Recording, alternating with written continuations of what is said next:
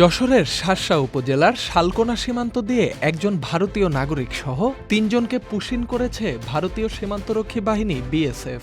শুক্রবার গভীর রাতে ভারতের মোস্তফাপুর সীমান্ত দিয়ে তাদেরকে পুশিন করে বিএসএফ সদস্যরা।